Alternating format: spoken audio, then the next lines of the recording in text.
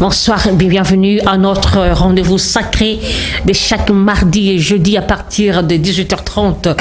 La pluie est une bénédiction. Dieu a voulu qu'il pleuve aujourd'hui pour que nous ayons qu'un seul invité. Le contradicteur a eu l'empêchement suite à la pluie. Nous disons merci au Seigneur, maître des temps et des circonstances. Mesdames et messieurs, nous avons le plaisir de recevoir pour vous sur ce plateau. Bienvenue Mo Kabi, un jeune leader politique. Il est porte-parole de l'ADD Congo, parti cher à Prince Epengue et cadre de la Mouka. Avec lui, nous allons essayer un peu de parler sur la question de l'heure, sur l'insécurité qui sévit à l'Est, la situation générale du pays. Il va émettre son point de vue sur notre plateau. Bienvenue Mo Kabi, bonsoir. Bonsoir madame, bonsoir à tous les Congolais qui nous regardent en ce moment et nous tenons vraiment à nous excuser parce que ce rendez-vous a été manqué plus de 2 fois et voilà, aujourd'hui nous sommes fait violence malgré la pluie que nous puissions être là. Comme vous avez annoncé que mon co-débatteur est empêché justement par rapport à cette pluie-là et nous on s'est quand même sacrifié pour que nous puissions être là et je pense que nous allons partager un bon plateau aujourd'hui cette soirée. Bienvenue Mo Kabi, vous êtes un jeune. Commençons d'abord par ce qui s'est passé le samedi, concert de Fally Ipupa, il y a eu 11 morts. Comment analysez-vous cette situation?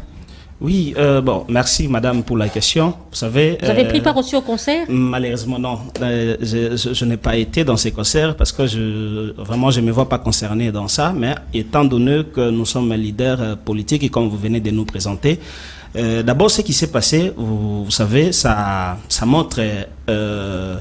la manière dont le pays est très mal géré, et vous savez, dans des pareilles manifestations, il faut qu'il y ait une forte sécurité au niveau de l'État, je crois le ministère de l'Intérieur, mais je suis suivi comme vous, le ministre de l'Intérieur, monsieur Asselo.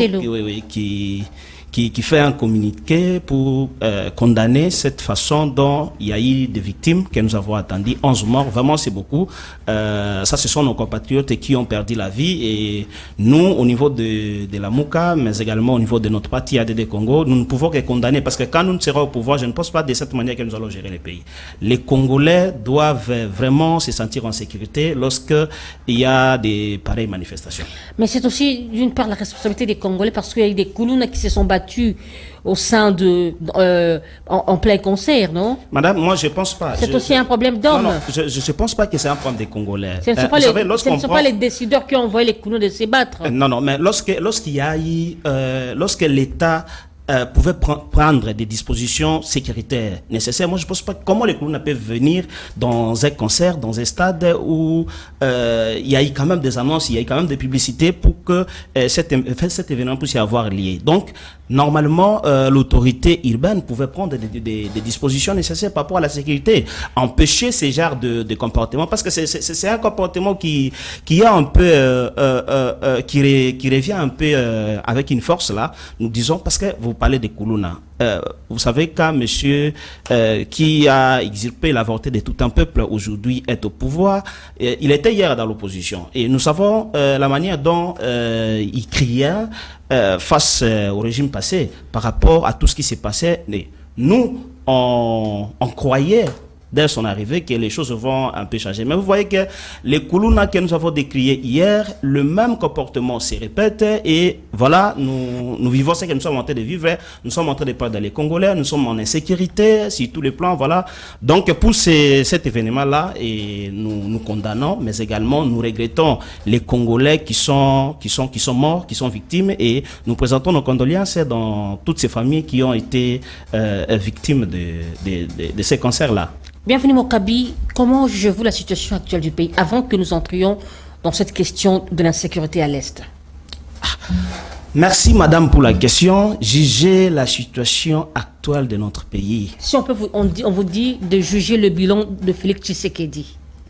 Madame, vous êtes sans ignorer, je crois que vous êtes maman, je vous respecte bien. Avant que je juge, vous qui êtes maman, vous êtes censé bien juger par rapport à nous qui sommes beaucoup plus politiques. Parce que quand je me mets à juger ces régimes, ces bilans des 4 ans déjà passés à la tête de notre pays qui est à la dimension de tout un continent, peut-être vous allez me juger vous allez utiliser les vocabulaires qui sont à la mode aujourd'hui, mais qui, pour nous, est un vieux vocabulaire. Vous allez me juger des aînés comme ces régimes. Moi, je ne le fais pas à mes invités. Ce sont vos points de vue. Allez-y. Ah, très bien. Alors, juger le bilan de M. Félix Antoine Tshisekedi Tshilombo, président de la République, parfait. Le bilan est largement négatif. Ça, vous le savez. Non, je ne le sais pas. Moi, oui, vous le savez en tant que journaliste. Moi, je vous respecte et puis je crois à vos compétences. Je vous connais. Vous connaissez que le bilan est largement négatif. Pas plus tard que là où nous vivons, madame, chez moi, il n'y a pas de courant. Il y a de cela une semaine. Madame, les Congolais ont du mal à se laver avant de sortir. Pourquoi? Il n'y a pas d'eau. La régie des eaux ne fonctionne pas. Les paniers de la ménagère, vous le savez très bien, voilà pourquoi j'étais en train de parler que vous êtes une dame. Alors s'il faut juger tout ça, la sécurité des Congolais, avant que c'est une question que nous allons vraiment aller en profondeur. De manière générale, vous comprenez que moi, en tant que tel, les bilans de ces régimes est largement négatif. Parce que les Congolais vivent dans une précarité énorme. Plus que le monsieur que nous avons combattu pendant 18 ans de quitter la tête de la RDC à cause de misère des peuples congolais. Aujourd'hui, la misère s'est accentuée. Mais apparemment, bienvenue Mokab, laissez-moi vous relancer.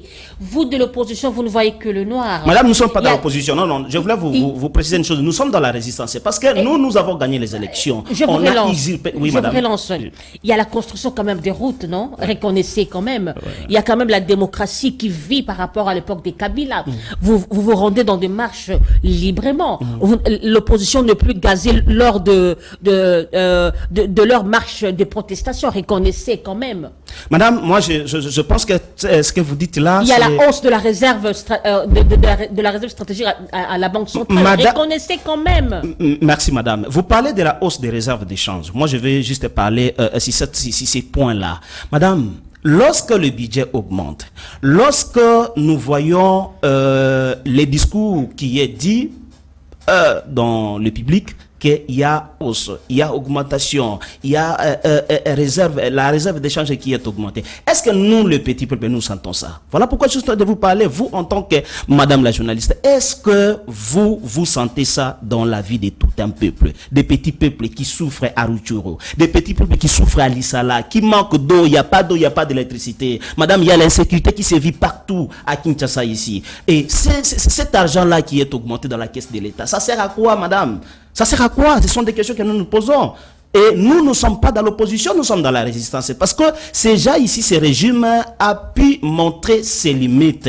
Et aujourd'hui, noir si blanc, ils avouent qu'ils n'étaient pas préparés au pouvoir. Et leur fait, leur façon de gérer les pays montre à suffisance que ce sont des gens qui n'ont jamais été prêts pour diriger tout un pays, qui n'ont jamais eu la notion de pouvoir, la notion de gestion des choses publiques. Voilà pourquoi ils sont dans la jouissance, ils sont dans les fêtes, ils sont dans les mariages, ils sont dans la fertilité. Et la vie de tout un peuple... Une personne dans une fête, pourquoi voulez-vous extrapoler les choses? Madame, c'est quand même un humain, il a droit à se divertir. Madame, porter la lourde charge de diriger un pays qui a la dimension d'un continent n'est pas facile. Exactement, vous dites ça. Il a droit à se détendre quand même. Non, madame. Vous savez, il y a des niveaux de responsabilité où quand on accède dans cela dans la vie, il y a certaines choses qu'il faut bannir. Il y a certains principes qu'il faut adopter. Vous n'êtes plus un citoyen simple. Vous n'êtes plus un citoyen. Tous vos mouvements sont contrôlés. Tout votre comportement est contrôlé. Tous vos déplacements sont contrôlés. Donc, vous ne pouvez plus vous conduire comme si vous étiez comme vous étiez hier dans l'opposition, comme vous étiez hier un simple citoyen. Vous avez exilpé les pouvoirs de tout un peuple. Oui, soyez conséquents. Malgré cela, vous veuillez un peu vous classer à cette catégorie. Un président de la République, une autorité de cette catégorie-là. En tout cas, moi je pense que l'État, voyant l'État actuel, vous savez, madame, diriger, c'est prévoir. La gestion des pays n'est pas donnée à tout le monde. Vous savez, nous avons plusieurs pays dans le monde, mais ce n'est pas beaucoup de gens qui accèdent à ce poste-là de la présidence de la République. Vous comprenez, madame? C'est pour dire que non, si vous demandez la volonté de tout le monde, vous dira que je vais être président de la République. Mais c'est là pour autant qu'ils arrivent. Mais si vous arrivez là, vous utilisez les différents moyens que vous avez pour accéder là et que vous accédez, madame, soyez conséquent, amenez-nous une politique, amenez-nous une vision claire et nette pour permettre à ces peuples que vous estimez compétents pour diriger se retrouvent. Mais est-ce qu'aujourd'hui nous pouvons parler de la vie aise des Congolais? Je ne pense pas, madame. Donc, si cette question-là, moi je vous dis... Il y a la gratuité de l'enseignement, parce que vous reconnaissez. Madame, quand vous parlez de la gratuité de l'enseignement... 4,8 millions d'enfants ont regagné le chemin de l'école, chose qui n'y était pas. Très bien, madame. Vous parlez de la question que je maîtrise un peu bien, parce que, hormis la politique, nous sommes aussi acteurs éducatifs. Vous parlez de la gratuité de l'enseignement. Ça me fait rire. Oui, il est bon, c'est une disposition constitutionnelle. La gratuité de l'enseignement, c'est une disposition constitutionnelle. Avant de décréter cette gratuité de l'enseignement, laissez-moi vous parler un peu de cette question. Vous savez, ce monsieur, quand il est arrivé à la tête de notre pays, qui a la dimension de tout un continent, il a amené la gestion d'un petit parti politique à la gestion d'un État, comme la République démocratique du Congo. Il y a tellement une nette différence entre un parti politique et tout un pays. Lorsque vous avez hérité les partis politiques, la popularité de votre parti politique, et que vous amenez cette logique à la gestion de l'État, ça ne marchera pas. Voilà pourquoi aujourd'hui vous parlez de la gratuité de l'enseignement qui est un échec. Les enfants étudient dans quelles conditions? Les enfants apprennent quel type de matière? Est-ce que vous allez me dire aujourd'hui, oui, il y a gratuité, combien d'écoles ont été construites? Et par rapport à ce genre de questions, c'est comme ça qu'un chef peut réfléchir. Je suis venu, j'ai trouvé une situation en tant que tel, je dois analyser, je dois voir qu'est-ce que je peux faire avant de décréter la gratuité de l'enseignement. Madame, si monsieur était préparé pour gérer le pays, il aurait pu aller avec cette mesure graduellement. C'est-à-dire aller de première par exemple jusqu'en deuxième première, c'est-à-dire les degrés élémentaires, la gratuité. C'est toute l'étendue de la RDC. Mais bien avant même de décréter la gratuité de l'enseignement, moi je pense que s'il y avait des analyses, ce qui aurait pu être fait, c'est commencer par construire les infrastructures scolaires. Aujourd'hui, les enfants étudient 120 élèves par classe. C'est un monsieur qui est venu tuer l'éducation nationale. C'est un monsieur qui n'a aucune vision sur l'éducation. Et vous ne pouvez pas parler de ça, madame. Ça énerve les parents qui vous suivent à la maison. Vous de la résistance ou encore de l'opposition, vous ne proposez pas seulement critiquer. Mais madame, ce que je viens de faire, c'est une proposition. Moi, je dis, si monsieur Félix Tshilombo devrait demander conseil à ses conseillers jouissants, à ses amis jouissants qui les a ramenés, je ne sais pas où, on aurait pu commencer par réfléchir, de construire d'abord des infrastructures scolaires, de mettre en place des infrastructures scolaires dans toutes les provinces, dans toutes les 26 provinces. Comme il a une vision nationale, il pouvait commencer par mettre les infrastructures scolaires à construire d'abord les écoles, à équiper ces écoles-là. Et ensuite, pendant ces quelques ans, il commence à décréter maintenant la gratuité de l'enseignement graduellement. C'est-à-dire la première année de son mandat, M. Félix Tshisekedi, d'ici, il avait de bons conseillers, il pouvait sacrifier sa première année en construisant les écoles. Ça aurait pu lui éviter cette honte qu'il a aujourd'hui, c'est la gratuité de l'enseignement. Moi, je vous dis, je suis un acteur éducatif. J'ai du mal, moi en tant que Bienvenu Mokabi, les porte-parole de l'action pour la démocratie et le développement au Congo, je ne peux pas envoyer mon enfant dans une école publique. Il y avait les enseignants qui touchaient le montant un peu plus élevé, mais depuis son avènement, depuis l'avènement de sa fameuse gratuité de l'enseignement, vous savez combien ces enseignants touchent? Mais pourquoi vous êtes contre l'équité? Non, madame, nous ne sommes pas contre. Un salaire équitable à tous. Non, madame, nous ne sommes pas contre. Il ne faut pas dire que nous ne sommes pas contre, mais l'équité, ça, moi je vous dis, c'est d'abord un principe que j'ai. Je suis quelqu'un qui aime l'équité, je suis quelqu'un qui aime la justice, l'honnêteté et la sincérité. Je ne peux pas être contre l'équité. Mais comment? Est-ce que vous trouvez-vous normal, madame la journaliste? Vous êtes dans une fonction, vous touchez $200 et aujourd'hui ou demain, moi je viens, je vous dis, bon ça va, dans la même fonction, vous occupez la même fonction, vous faites le même tâche, mais désormais vous touchez $100. Est-ce que c'est normal ça? Ça, c'est ce que vous parlez de l'équité? Parce que il y a un journaliste, je ne sais pas moi dans quelle chaîne là-bas, il touche 100 $. Non! Ça montre à suffisance les compétences de ces régimes actuels. C'est un régime de jouisseurs. C'est un régime qui sont là pour se réjouir et non pour réfléchir aux questions qui pouvaient permettre à ce que les Congolais puissent se retrouver. Parce qu'on a beau pleurer. Madame, nous avons pleuré. Nous avons combattu les régimes précédents pendant 18 ans. Bienvenue mon Kabike, vous voyez. Nous avons sacrifié notre jeunesse. Je vous avoue, nous avons sacrifié notre jeunesse pour ce pays. Et nous allons nous battre jusqu'à la libération effective. Mais le comble est que celui qui est au pouvoir dont vous décriez le fait vient de l'opposition. Cela ne nous donne pas aussi confiance. Ça ne nous aspire pas confiance que non, quand vous serez aussi au mangeoire ou en fait à la gestion, en train de gérer la reste publique, vous allez faire mieux que lui. Madame, moi je dois vous dire une chose.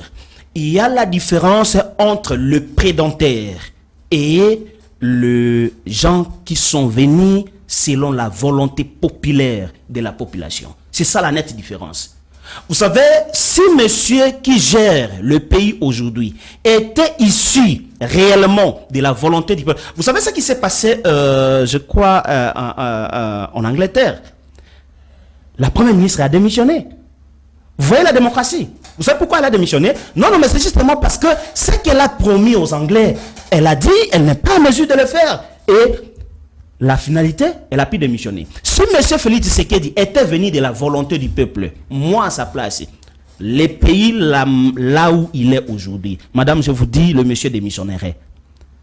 Mais il ne le fait pas pourquoi? Justement parce qu'il n'est pas venu de la volonté du peuple. Et moi, je vous avoue que nous ne viendrons pas nous improviser au pouvoir. Nous allons venir selon la volonté de ce peuple, la volonté de cette population qui s'est exprimée à plus de 70% aux élections de 2018. Cette volonté va se répéter, je crois, l'année prochaine. Et par rapport à cela, nous allons travailler pour rencontrer les ententes de cette population-là. Il ne faut pas même nous comparer avec ce monsieur qui était venu. Oui, certainement, il a fait la honte. Hein, c'est ce monsieur qui gère le pays aujourd'hui a fait la honte de l'opposition. Il est normal que vous ayez des inquiétudes. Il est normal qu'il y ait des doutes parce que hier, c'est le même monsieur qui a insulté les pouvoirs du maréchal. Des fous, j'ai des images. C'est le même monsieur qui a insulté l'ancien régime. Mais aujourd'hui, quand nous parlons, on nous dit que nous sommes les aînés. Nous sommes. Vous voyez que il ne faut pas nous comparer avec le monsieur ici. Nous avons une vision pour ces pays. Et quand nous serons au pouvoir, voyez-nous, madame, nous allons changer les choses. Les choses vont changer. C'est le même discours que nous avons une vision, nous avons des bonnes idées, mais sur terrain, malheureusement, nous trouvons les contraires. Madame, moi je pense qu'en m'écoutant parler, vous êtes une journaliste que je connais bien, vous avez vraiment des compétences. Et vous sentez que nous avons une vision et nous avons des idées pour changer ces pays. Jadis, qu'est-ce que M. Félix Tshisekedi proposait à M. Kabila quand il critiquait, quand il insultait? Non. Contrairement à nous aujourd'hui, je viens là, moi je donne les idées. Je critique, je dis la gratuité de l'enseignement a été mal conçue. Il fallait commencer par ça. C'est une proposition. J'ai critiqué et j'ai proposé. C'est ça. Voilà ce que nous sommes en train de faire qui est différemment à ce qu'eux ils faisaient. Et ce qui revient à dire que nous allons faire mieux que quand nous serons au pouvoir. Parce que notre pouvoir, nous allons dédier ça. Ce sera un pouvoir du peuple. Lorsque nous ne faisons pas ce qui est la volonté du peuple, ce que le peuple nous a mandaté de faire, je pense que le peuple là va nous sanctionner. Est-ce que la population peut encore faire confiance à l'opposition ou à la résistance? Bien évidemment, oui. La population dans son ensemble, je crois, plus de 80 000 Congolais, madame, fait confiance à 100% à son commandant du peuple. Je vous avoue. Son commandant du peuple, le coordonnateur en exercice de la Mouka. Le président qui est en divergence avec son coéquipier Adolphe Mozito. On ne sait pas comprendre à quel jeu vous jouez. Madame, ce que vous dites là, moi, ça m'étonne. La personne la mieux placée, vous m'avez présenté en tant que cadre de la Mouka, je suis dans un parti qui soutient le président Eli. Ce que vous dites là, c'est une question, vous savez, là où il y a deux personnes, des petits problèmes ne manquent pas. Hein? Nous, en psychologie, il y a deux comportements. L'opposition n'est pas unie. Est-ce qu'on peut vous faire confiance? Qu'est-ce qui fait dire que nous ne sommes pas unis? Parce qu'il y a eu passation de pouvoir. Vous ne parlez plus le même langage. Comment nous ne parlons pas le même langage? Effectivement. Nous sommes en train de parler le même langage parce qu'il y a eu, qu'est-ce que je dis? Il y a eu passation des pouvoirs qui était chez les coordonnateurs Adolphe Muzito. Aujourd'hui, c'est les coordonnateurs, le président Elie, son excellence, monsieur Martin Fayoulou Madid, qui coordonne la plateforme Lamuka. Et nous sommes à la veille des élections. Ce n'est que normal que chaque parti, d'abord, Lamuka, c'est une plateforme, comme ça on te dit, mais chaque parti composant Lamuka à l'autonomie selon la charte de Lamuka, madame. Ça, vous ne pouvez pas en faire un problème. Il y a tellement de choses que nous devons faire. Les gens veulent nous diviser pour qu'ils règnent. Et ça ne passera pas. Ça ne passera pas. Pourquoi? Nous avons les soutiens de tout un peuple. On sent l'hypocrisie de part et d'autre. Vous sentez l'hypocrisie? Bon, ça c'est ce que vous êtes en train de dire, madame. Et une question de l'immaturité, au lieu de gérer vos problèmes à l'interne, vos divergences sont sorties dehors. C'est de l'immaturité. Madame, je doute fort qu'il y a l'immaturité. Parce que je suis la personne la mieux placée à vous informer qu'il y a quelque chose qui ne va pas et il y a quelque chose qui va au sein de notre plateforme où nous sommes cadres. Et je suis en train de vous avouer, je suis en train de dire à tous les Congolais qui nous regardent à ce moment qu'il n'y a aucun problème, il n'y a aucune immaturité dont vous faites allusion au sein de la Mouka, ni entre les coordonnateurs en exercice, le président Elie Martin Fayoulou Madidi, moi encore son frère, l'ex-premier ministre Adolphe Muzito. Il n'y a aucun problème, sauf que chacun travaille dans son parti, chacun est libre de gérer son parti comme il veut, surtout que nous sommes en train d'aller aux élections. Quand vous allez dire qu'il y a l'immaturité ou il y a divergence, c'est justement parce que le président Elie Martin Fayoulou Madidi, nous l'avons élu comme candidat président aux élections de 2023 et que le nouvel élan de son excellence Adolphe Muzito s'est aussi proclamé, s'est aussi exprimé que l'Adolphe Muzito sera candidat. C'est ça la divergence? Je pense que c'est pas ça la différence, c'est pas ça la divergence. À l'heure actuelle, nous sommes à la veille des élections. Ce n'est que normal. Les partis organisés, un parti politique, c'est ça son objectif. L'objectif d'un parti politique, c'est de conquérir les pouvoirs à tous les niveaux et les conserver le plus longtemps possible dès qu'on a ces pouvoirs-là. Aujourd'hui, il y a de part et d'autre les candidats présidents qui se déclarent. Et comment seulement au sein de la Mouka, ça doit poser problème. Lissanga Bonganga s'est déclaré candidat. Denis Sanga s'est déclaré candidat, madame. Bonganga candidat, président de la République. Oui, je vous l'ai dit. Hein? Pourquoi vous riez, madame? Pourquoi vous riez? En voyant les choses de la manière qu'elles se dessinent, est-ce que nous irons aux élections? Bien sûr que oui. Vous croyez qu'il y aura élection? Madame, moi je crois et je suis en train de rassurer toute la population qui nous regarde à ce moment, dans toutes les 26 provinces de la République démocratique du Congo, qu'il y aura bel et bien les élections. S'il n'y a pas les élections, la constitution est claire. Je suis prêt à paraphraser le président Elie dans son entretien sur RFI, dans France 24. Je crois le président Elie a été reçu par les journalistes français. On lui a posé la question sur cette question-là. Est-ce qu'il y aura les élections en 2023? Il a dit, je vous dis exactement sa réponse. Oui, il y aura les élections. S'il n'y a pas les élections, c'est-à-dire la constitution est claire pour dire que le 23 janvier 2024 à minuit, le mandat de M. Félix Tshisekedi, l'exusurpateur de pouvoir de tout un peuple, se termine. Et la Constitution dit, s'il n'arrive pas à organiser les élections, il doit quitter les pouvoirs. En quittant le pouvoir, cette fonction de la présidence ne doit pas rester vide. C'est-à-dire, nous allons recourir, ce que dit la Constitution, le président du Sénat va occuper cette fonction pour organiser les élections dans les 3 mois qui suivent. C'est-à-dire, au plus tard, avril 2024. S'il n'arrive pas à organiser les élections dans les 3 mois, on lui ajoute 1 mois. Ça, c'est pour le président. Mais c'est à nous maintenant de voir. Bon, Félix Tshisekedi n'est pas au pouvoir. Est-ce que la société civile, les partis qui vont aux élections, la MOUCA, FCC, je ne sais pas moi, l'Union Salité, sont d'accord sur la personnalité du président du Sénat. S'ils ne sont pas d'accord, nous allons faire appel à une personne neutre, notamment la société civile. Bon, nous n'avons pas confiance, par exemple, à la personne du président du Sénat. Bien évidemment, nous allons maintenant donner les pouvoirs, nous allons donner la fonction de la présidence à la société civile de nous organiser les élections dans les 3 mois ou dans les 4 mois qui suivent. Et à ce moment-là, les Congolaises et les Congolais vont aller Martin Fayoulou n'est-il pas allé vite en besogne?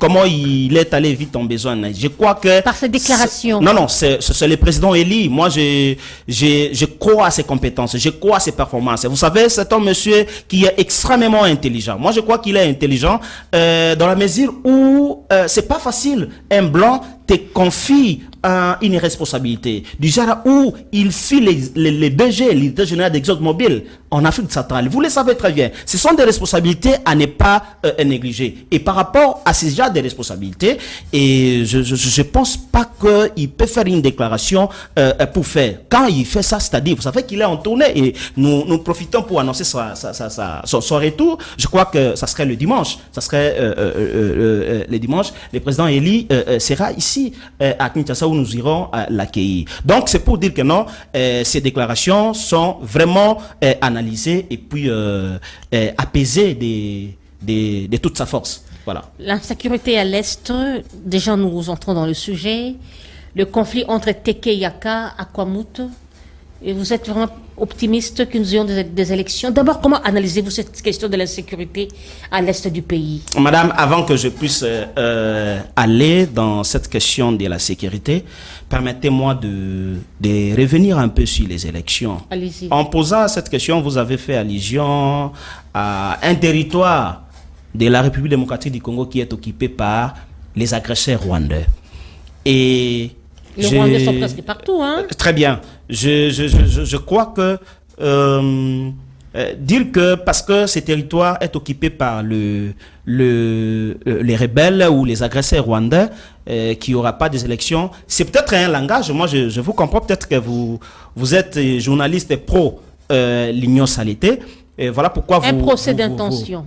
Non, c'est pas ça. Bon, excusez-moi, c'est une façon de parler et de voir la manière dont vous me posez des questions. Bon, ça détermine aussi. Mais si vous ne l'êtes pas, c'est pas un problème. Mais ce que nous pouvons dire sur cette question, c'est que vous savez que nous sommes allés aux élections de 2018 où le président élu, Martin Fayoulou Madidi, a battu record, plus de 70% des élections. Il y a un territoire qui n'a pas participé à ces élections-là.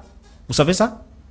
C'est pour dire que non, ce n'est pas des excuses. Ce n'est pas une excuse. Si c'est la politique utilisée par les pouvoirs en place, par les régimes en place, pour favoriser un glissement, moi je pense qu'il se trompe. Nous avons tellement de jurisprudence, nous avons tellement des expériences dans le passé qui montrent à suffisance que cela ne sera pas une raison pour laquelle les élections de 2023 qui est prévue par la Constitution seront repoussées. Je dois rentrer sur cette question de l'Est. Vous savez, madame, cette question me fait pleurer. Ça fait près d'une année, je ne passe plus aux médias. Je regarde la façon dont le pays est géré, la façon dont les Congolais souffrent, la misère des Congolais. Je vous avoue que je suis un petit peuple. Pour arriver ici, sur votre plateau, madame, j'ai fait pied. L'embouteillage partout. C'est pour dire que non, les Congolais vivaient difficilement. Alors, cette question de l'Est, de l'insécurité à l'Est, ça fait couler d'encre. C'est au regard de tout ce que je viens de parler ici. Comment c'est possible? Je dois rappeler quelques 2-3 mots de M. Félix Tshisekedi, président des faits de la République démocratique du Congo. Où, quand il arrive au pouvoir, Félix Tshisekedi dit aux Congolais, peut-être que les Congolais sont là, ils ont oublié certaines choses. Mais je crois que Félix Tshisekedi dit en 2019, il ne sera pas à l'aise, il ne réussira pas son mandat s'il ne réussit pas à remettre la paix à l'est du pays. 4 ans au pouvoir de l'exurbation, les Congolais qui nous regardent, vous êtes une Congolaise. Nous avons la paix à l'est du pays. Bien au contraire, il y a de territoires congolais. Nous parlons, ils ont fait un fameux projet de 145 territoires. Le développement de 145 territoires. Est-ce qu'aujourd'hui on doit parler de 145 territoires alors qu'un territoire est déjà occupé par les agresseurs? N'oubliez pas que cette question de l'Est, Tshisekedi l'a hérité. Madame, Tshisekedi l'a hérité. Mais vous savez, je suis en train de vous dire des choses. C'est un monsieur qui vient de l'opposition. C'est un monsieur qui a beaucoup parlé. Son arrivée au pouvoir, nous ne pourrions plus s'attendre à un discours quelconque. Parce que tout ce que lui pouvait parler, il en a eu à dire lorsqu'il était dans l'opposition, madame. Arrivé au pouvoir, moi à sa place, je mettrais des politiques concrètes pour résoudre tout ce que vous êtes en train de parler là de l'héritage. Félix Tshisekedi est arrivé au pouvoir le 24 janvier 2019. C'est la date où il a prêté serment. Passation pacifique du pouvoir avec M. Kabila. Vous allez dire que non, Félix Tshisekedi ne pouvait rien faire. Si Kabila, nous avons chassé Kabila, c'était exactement parce qu'on a compris que Kabila a mal géré le pays. Il y avait des guerres partout, il y avait des insécurités partout, en République démocratique du Congo. Et celui qui succède à M. Kabila vient de l'opposition, entre guillemets, doit trouver des excuses pour dire que non, bon, ça va, j'ai hérité, comme j'ai hérité, ça doit continuer comme ça. En tant que président de la République, parfait, il doit mettre sa force, sa politique en place pour mettre fin à ce genre de barbarie qui se vit à l'est du pays, madame. Mais c'est parce que nous vivons, bien au contraire. Si vous dites que l'insécurité à l'est Kabila, Tshisekedi a hérité ça. Mais laissez-moi vous rappeler, les M23 qui sont soutenus aujourd'hui par les Rwandais a été défait en 2013. Ah, vous croyez quand même aux efforts de justice? Mais non, madame, moi je dis, je dois paraphraser notre mon vieux Fak Diongo. Moi je le suis dans une émission Fak Diongo qui dit Félix est pire que Kabila. Et Fak Diongo, après les élections, semblait soutenir Félix Tshisekedi. Et s'il fait des déclarations comme ça, je prends le jeune leader ici qui est dans... Ce sont des déclarations d'un frustré, il ne faut pas y croire. Ça, c'est ce que vous le dites, il sera frustré par rapport à quoi? Parce que, bon, je ne sais pas, mais il faut prendre ça en considération. Il n'est pas le seul. S'il est frustré, il y a un autre qui était dans les mangeoires et il a démissionné. Par rapport à la mégestion du pays. Et il a dit des choses qui lui a coûté aujourd'hui. Il est en train de couper à Makala. C'est pas pour autant que je suis son avocat, non. Mais c'est un Congolais, ce sont des Congolais. C'est pour dire que ce régime ici, c'est un régime de jouisseurs. Je devais rentrer dans ce qui s'est fait à l'est du pays, comme je disais que les M23 étaient défaits, madame, depuis 2013. C'est Tshisekedi qui est venu ressusciter les M23. Comment ça? Mais moi, je dois vous le dire. Suivez la vidéo de... il semblerait le porte-parole du M23 qui a fait des déclarations. Ils ont été reçus après les élections de 2018. À Kinshasa, ils ont été logés. Il semblerait que ce monsieur a fait ce type de déclaration. Par qui? Par M. Félix Tshisekedi. Il les a logés, il les a accueillis. Il y a eu des accords qui ont été signés entre ces groupes de M23 et lui. Ils sont justement en train de revendiquer ces accords-là qui souffrent de son application. Mais également, nous, en tant que tels, nous condamnons ces actes de barbarie. Nous soutenons les FARDC, notre armée, d'avancer. Mais avec quels moyens? Vous avez attendu le budget. Combien de pourcentage est réservé à l'armée? Les militaires congolais doivent défendre notre territoire national. Avec quels moyens? Avec quelle logistique? Tout ce qui entre, tout ce que vous êtes en train de nous parler ici, l'argent ici, l'argent, il y a l'augmentation. Mais nous ne voyons pas ça. Ça part dans les caisses, dans la poche de ces individus, comme on nous a laissé par des paradis fiscaux où l'argent sort. Mais il a quand même instauré l'état de siège. Madame, malgré l'état de siège, c'est ce que nous sommes en train de faire. Malgré l'état de siège, il y a un territoire qui est pris par les agresseurs. Si Félix Tshisekedi était réellement un président issu de la volonté populaire. Moi, je pense qu'à ce stade, vous dites que nous critiquons, nous ne proposons pas. C'est ça la proposition que nous sommes en train de faire. À ce stade, aujourd'hui, Félix Tshisekedi déclarerait la guerre contre le Rwanda. Parce que c'est noir sur blanc dans tous les rapports. C'est clair maintenant, à la face du monde, que c'est le Rwanda qui agresse la République démocratique du Congo. Mais Félix Tshisekedi, au stade de Martyr, a appelé le Rwandais Kagame son frère. Félix Tshisekedi a signé des accords politico-économico-administratifs avec le Rwanda. Ces accords-là, c'est ce que nous vivons, c'est ce que nous vivons aujourd'hui. C'est la diplomatie, n'est-ce pas? Il chante des diplomaties agissantes. La diplomatie agissante. La diplomatie agissante. Cette diplomatie nous a apporté quoi? La confiscation de notre territoire Bunagana occupé. Madame, ça prouve à suffisance que ceux qui gèrent le pays aujourd'hui n'ont pas été préparés pour gérer le pays. Ceux qui gèrent le pays aujourd'hui n'ont jamais aucune notion de la gestion de l'État, des races publiques. Mais aujourd'hui, il a quand même écouté la voix de l'opposition, de la résistance. Madame, je voulais arriver... On a expulsé l'ambassadeur rwandais Karega, Vincent Karega. Excusez-moi, madame, moi je vais arriver. Cette question, vous savez, l'aigle, moi je l'appelle l'aigle. La Mouka, avec son leader, c'est l'aigle. Pour qu'on en arrive là, vous savez combien d'années passées que le président Eli a déclaré que l'ambassadeur rwandais devrait être expulsé du sol congolais? Nous avons été agressés. Prince Penge, mon président national, a été suffisamment réprimé. Je vous cite la date. Il y a les annales, les vidéos sont là. Nous avons été arrêtés à Kalufungo là ici. Prince Penge arrêté avec les jeunes de son parti. Les FILIMB, les mouvements citoyens. Nous avons été arrêtés le 20 janvier 2020 parce que nous étions devant l'ambassade du Rwanda pour réclamer l'expulsion de cet ambassadeur, M. Vincent Karega. Félix Tshisekedi a envoyé ses militaires, ses policiers, nous réprimer, c'est pas moi, nous brutaliser. C'était catastrophique. Il y a des images. Et nous disons merci. Parce que comme ce que nous disons aujourd'hui, ils ne comprennent pas. Ce que nous disions hier, ils ne nous ont pas compris. Mais aujourd'hui, ils nous ont rejoints. Est-ce que pour expulser l'ambassadeur rwandais, il fallait une réunion de toute une sécurité?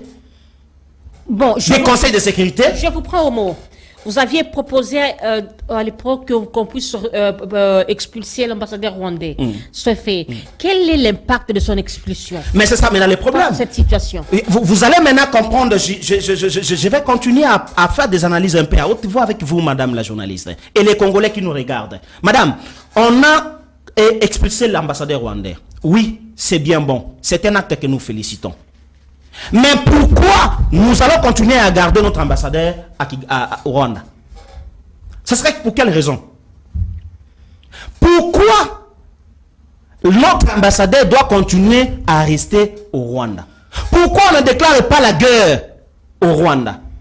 Pourquoi le pouvoir en place, M. Félix Tshisekedi avec ses amis jouisseurs? On va déclarer la guerre avec quel armement? Mais c'est ça, effectivement. Mais ici, vous étiez en train de me parler qu'il y a l'argent, il y a l'augmentation de la réserve d'échange, il y a l'argent, l'augmentation des budgets et consorts. Est-ce que cet argent qui est augmenté, cet argent qui est dans la caisse de l'État, cet argent qui sert à des jouissances, le week-end, faire des fêtes et consorts, ça ne doit pas être affecté dans l'armée pour combattre, pour déclarer la guerre au Rwanda?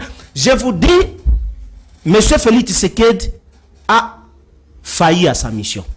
Aujourd'hui, nous, les peuples congolais, nous sommes prêts à descendre. Le Rwanda, c'est un petit pays qui peut entrer à Kinshasa même 10 fois. Nous avons une superficie de 2 345 000 km² la République démocratique du Congo. Madame, vous croyez que même une guerre civile, le Rwanda va se mettre, le Rwanda va tenir en face de nous? Moi, je ne pense pas. Nous avons un leadership faible au sommet de l'État.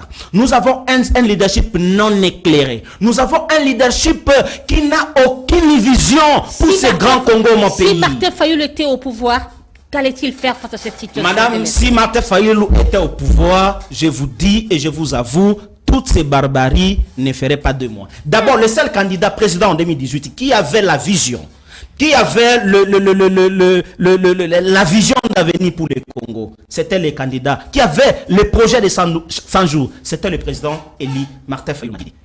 Il aurait pu mettre fin à l'insécurité de l'Est. Vous savez ce qu'il disait? Je dois vous dire un petit mot. Il disait, une fois au pouvoir, moi, Eli, président de la République démocratique du Congo, proclamé par la CENI, confirmé par la Cour constitutionnelle, l'état-major, le camp Kokolo, sera à Beni.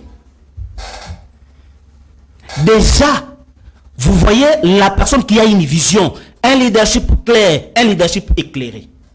Mais c'est parce que nous vivons aujourd'hui avec les pouvoirs en place. Madame, nous sommes en train de souffrir. Il y a des déplacés du jour au jour. Il y a des marches du jour au jour. Ces rebelles, ces agresseurs approchent. Roucho, aujourd'hui, au moment où nous parlons, c'est entre les mains de ces rebelles. Entre guillemets. Bunagana a occupé. Et quel est l'apport de l'opposition ou de la résistance face à cette situation? Mais madame, notre apport, c'est ce que nous sommes en train de dire là. Nous sommes en train de dire, de proposer que les pouvoirs en place, ici et seulement si ces pouvoirs travaillent pour le bien-être de la population, ces pouvoirs doivent déclarer la guerre. Ce que nous avons réclamé hier pour l'expulsion de l'ambassadeur rwandais M. Vessa Garega. Aujourd'hui, ils ont appliqué ça. Mais qu'il y rappelle notre ambassadeur qui est là. Il doit nécessairement... Pourquoi notre frontière doit rester ouverte entre le Rwanda et la RDC? Vous savez que ce sont des mascarades. Nous ne croyons pas vraiment. Expulser M. Vessa Garega, cela pour nous n'est pas suffisant. Ça serait suffisant si on pouvait interpeller, rappeler notre ambassadeur qui est au Rwanda. Ça serait suffisant, madame, excusez-moi. Si on pourrait fermer les Rwandais, construire les murs entre nous et les Rwandais, qu'il n'y ait plus une relation diplomatique entre nous. Vous croyez réellement que l'ambassadeur Vincent Karega rwandais est expulsé et la RDC continuera à garder son ambassadeur de l'autre côté? Il y a peut-être des formalités à remplir. Non, non, madame, ça s'est fait. Il va nécessairement... Ça ne se passe pas comme ça. Je crois qu'on a donné... Madame, excusez-moi. Je crois qu'on a donné à M. Vessa Karega 48 heures. Dans le même communiqué, on aurait dû attendre que dans les mêmes 48 heures, nous rappelons également notre ambassadeur qui est au Rwanda de revenir en RDC. Ça coûte quoi? C'est pas pour rien. S'il y a des procédures, certainement ils ont respecté les procédures. Parce qu'ils ont dit que dans les 48 heures. Et ces 48 heures, notre ambassadeur pouvait être retourné ici en RDC. Pourquoi on n'a pas fait ça? Pourquoi notre frontière est restée ouverte avec le Rwanda? Vous sentez que M. Félix Tshisekedi qu'on est séparé, qui l'ont amené au pouvoir. Et il est au service de ses parrains. Il n'est pas au service des Congolais. Voilà pourquoi les Congolais aujourd'hui nous souffrons, nous manquons de l'eau, nous manquons de l'électricité, les journalistes, il n'y a pas la liberté de presse, il n'y a pas, vous ne pouvez pas critiquer les pouvoirs en place. Quand vous le faites, vous devez vous attendre à une chambre à Makala. Mais quelque part aussi l'opposition, la résistance, vous extrapolez par des propos forts, par des propos grossiers à l'endroit du chef de l'État. Madame, quand vous dites ça... Un minimum de respect quand même. Madame, éviter l'outrage. Madame, quand vous dites ça, d'abord quand nous serons au pouvoir, cette effraction de l'outrage contre le chef de l'État, ça n'existera pas. Ça, je vous avoue, ça n'existera pas. Monsieur Félix Tshisekedi, vous avez les Congolais qui nous regardent, ont des images, qui a critiqué, voire même aller aux insultes à l'endroit de l'ex-président d'Isaïe. Il parvient à dire que c'est lui qui est au pouvoir. C'est un fou. Il n'était pas un président de la République. Monsieur Félix voulait que moi je me dise, Monsieur Félix, qu'est-ce qu'il n'a pas dit à Kabila?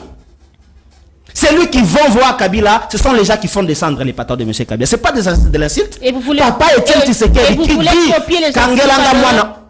Oui, madame. Vous voulez copier les antivaleurs? Nous ne sommes pas... D'abord, depuis que je suis sur votre plateau, je n'ai jamais insulté M. Kabila. Mais je critique. Je critique M. Félix Tshisekedi. Je propose. Je lui fais voir que ce qu'il fait, la gestion de l'État, des choses publiques, nous ne sommes pas d'accord. Ce n'est pas bon. Ce n'est pas une bonne façon de gérer les pays. Mais comment? Quel mal nous disons? Mais il ne supporte pas cette vérité. Ils savent très bien que le pays va mal. Ils savent très bien qu'ils gèrent le pays mal. Mais ils n'aiment pas que les gens critiquent leur gestion.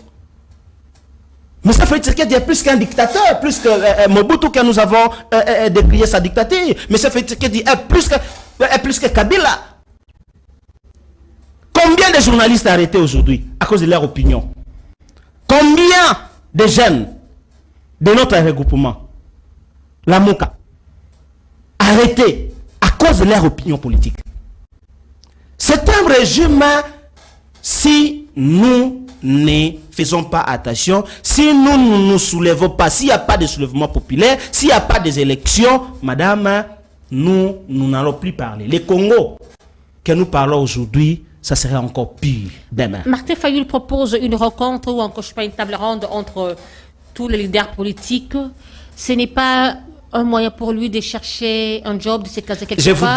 Je vous dis, je pour connais... préparer les élections. Non, non, madame, je connais les capacités de ces messieurs. Je connais les capacités de ces messieurs et je ne pense pas qu'il est en train de chercher les pouvoirs comme les postes, comme les gens le disent.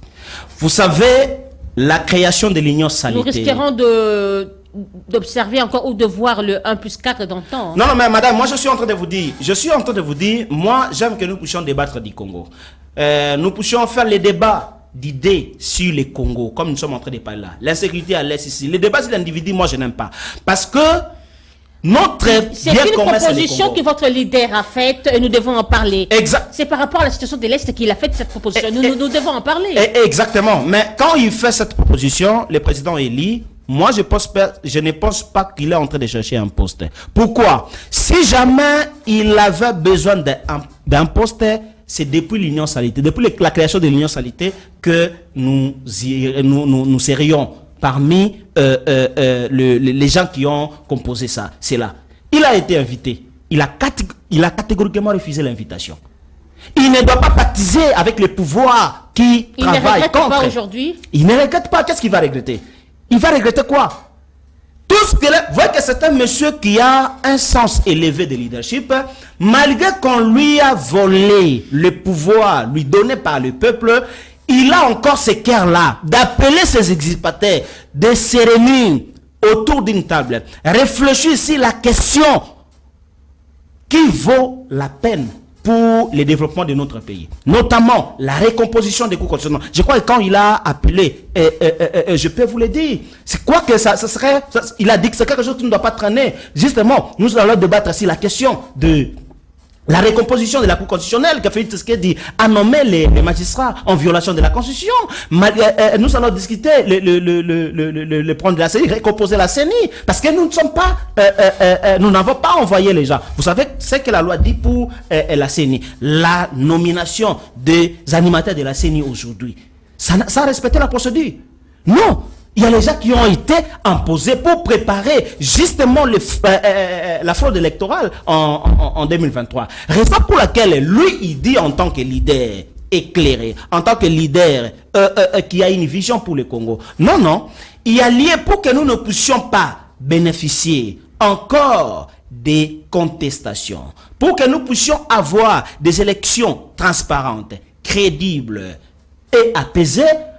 En 2023, il y a lieu que nous puissions aller en consensus. Nous devons nous rencontrer pour que nous dégageons un consensus qui va devoir nous permettre de bien vouloir organiser l'élection de manière crédible, transparente et apaisée. Que celui qui passera, c'est que celui que la population va vanter aux urnes, soit celui qui sera proclamé par la CENI, soit également celui qui sera confirmé par la Cour constitutionnelle. Mais avec la composition actuelle de la Cour constitutionnelle, madame, laissez-moi vous dire que tout a été planifié pour le passage en nom de M. Félix Tshisekedi, malgré qu'il gère mal le pays.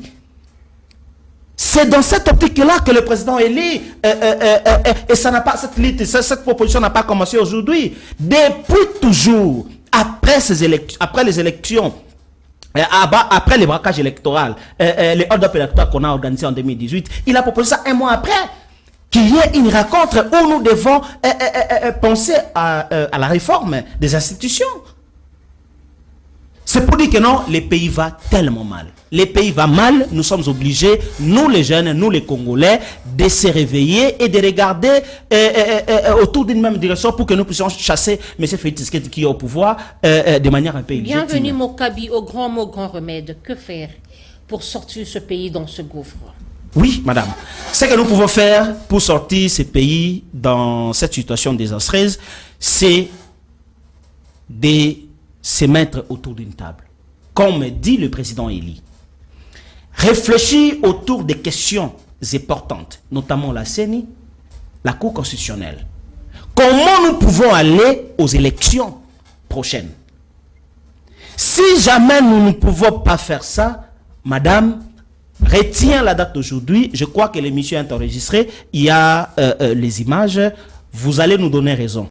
Après les élections de 2023, nous aurons des contestations et des contestations. Pour dire que non, celui-ci n'a pas été élu, c'est moi qui était élu, voilà, voilà. Et ça n'avance pas le pays. Est-ce que l'élection assure la bonne gouvernance ou encore le développement d'un pays? Des élections transparentes, crédibles et apaisées assurent la bonne gouvernance. Parce que vous savez que nous sommes ici, nous sommes les fruits de la population. Si nous gérons mal, cette population va nous sanctionner. Mais ce qui nous pose problème aujourd'hui, c'est ça.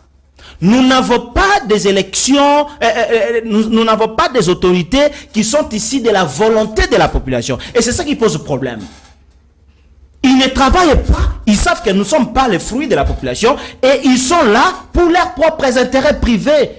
La population n'a rien à voir. Aujourd'hui, nous venons de parler des problèmes de l'Est. Comment les territoires, tout un territoire de la République est occupé? Comment les déplacer? Comment il y a des violations des droits de l'homme? Comment les enfants sont tués? Les femmes sont violées. Il y a les déplacés dans tous les villages de l'Est. Il y a l'insécurité partout. Il y a les problèmes de courant, les problèmes d'eau, les problèmes d'emploi. Tout ça. Un président ici de la volonté de la population. Madame, croyez-vous qu'il fermerait les yeux face à cette situation? Je ne pense pas. Je ne pense pas, madame. Voilà que nous disons, il y a lieu que nous puissions nous mettre ensemble. Il y a lieu que nous puissions nous retrouver. Les quatre composantes, la société civile, la MOUCA, l'Union Saleté, ainsi que les FCC. C'est pour juste maximum 4 jours. On réfléchit, on recompose la CENI, on recompose la Cour constitutionnelle. On se rassure des élections qui vont avoir lieu en 2023. Que les autorités qui vont sortir soient réellement les autorités ici de la volonté populaire de tout un peuple qui souffre, qui est abandonné à son triste sort. Madame, ça me fait très mal quand je vois la manière dont les Congolais vivent. Il y a pas égalité, il n'y a pas rapport entre la richesse dont vous vantez que la RDC dispose, pas vous vantez, mais ça c'est une réalité, ce que nous avons ici, notre richesse et notre monde de vie. Il y a des endroits où un Congolais pour manger 3000 francs, 6 familles. Si vous ne savez pas chez moi qui c'est ça, là où j'habite, il y a des familles comme ça. Et les Congolais ont du mal à scolariser les enfants. Payer les Minerva, ça pose tout un problème. La nourriture des enfants, tout un problème. Quel type d'éducation, quel type d'avenir que nous pensons pour notre pays? Ça ne va pas, madame. Le pays va très mal sur tous les domaines. Je ne sais pas chez vous les journalistes, mais moi j'ai une liste là chez moi où je peux vous citer depuis l'avènement de ce pouvoir, combien de journalistes arrêtés, combien de médias interdits de fonctionner, combien... Donc, sur tous les plans de la vie nationale, madame, je vous dis, il y a la précarité. Et il y a lieu que nous puissions avoir la conscience en place, que nous puissions enlever toute forme de divergence, nous puissions nous retrouver autour d'une table, nous réfléchissons réellement, parce que le seul moyen que la constitution de l'actuelle constitution de notre pays nous autorise d'accéder au pouvoir, c'est les élections. La MOUCA va-t-il accepter le glissement? Nous n'accepterons pas, je viens de dire ici. Et puis je regarde les Congolais qui nous suivent à ce moment. C'est ce qui sera votre mot de la fin. Oui, c'est ce que je dis. Excusez-moi, madame. Les Congolais qui nous regardent à ce moment n'acceptera aucune fois, même une seconde, le glissement. Nous n'accepterons jamais le glissement. Et pour que cela ne puisse pas arriver, le pouvoir en place est devant sa responsabilité. D'être conscient que le pays est mal géré et qu'il faut se retrouver autour d'une table pour que nous réfléchissions comment nous pouvons aller aux élections et rassurer le processus électoral. C'est ainsi que nous, si la population qui nous a choisis en 2018 n'est pas d'accord qu'il y ait glissement, a fortiori nous qui combattons, nous qui militons, nous qui luttons pour la démocratie, la liberté et la bonne gouvernance de notre pays en tant que politique. Nous ne pouvons jamais accepter. S'il y a glissement, si le pouvoir en place prépare un glissement, madame, je suis en train de vous avouer qu'il se trompe. S'il n'y a pas élection, le 23 Vous allez faire quoi? Le chien à janvier, bois, la caravane passe. ça ne se passera plus comme ça. Les Congolais sont tellement éveillés. Madame, les élections de 2006, 2011, 2018 ont tellement ouvert les yeux et la conscience des Congolais que si le pouvoir en place ne tient pas compte de cette expérience-là, ils se verront dehors comme des chiens après le 23 janvier 2024. Merci. Bienvenue Mokabi, merci d'avoir répondu à notre invitation. Madame, c'est à nous de vous remercier. Il y a beaucoup à parler, je le sens, je le constate. Merci beaucoup. Mesdames et messieurs, nous sommes arrivés à la fin de cette émission, 1 heure de débat Actu 60. Je le rappelle qu'on aurait pu recevoir 2 invités. Malheureusement, la pluie a dérangé. Il nous a fait l'honneur aujourd'hui, malgré les rendez-vous manqués. Il a répondu à cette invitation. Bienvenue Mokabi, porte-parole de l'ADD Congo, parti cher à Prince Pengue et cadre de la Mouka. Avec lui, on a parlé sur la situation générale du pays et puis sur la question de l'Est. Merci à vous qui nous suivez de partout, du côté Sebo. Merci beaucoup au DG de la chaîne, monsieur André Maboucha Lomanisha. Merci à la coordonnatrice Déborah. Merci à Light Moutonjo. Merci à Enoch Mbala. Que Dieu bénisse la République démocratique du Congo. Que Dieu bénisse nos FARDC et que Dieu garde son peuple. Au revoir, Inch'Allah.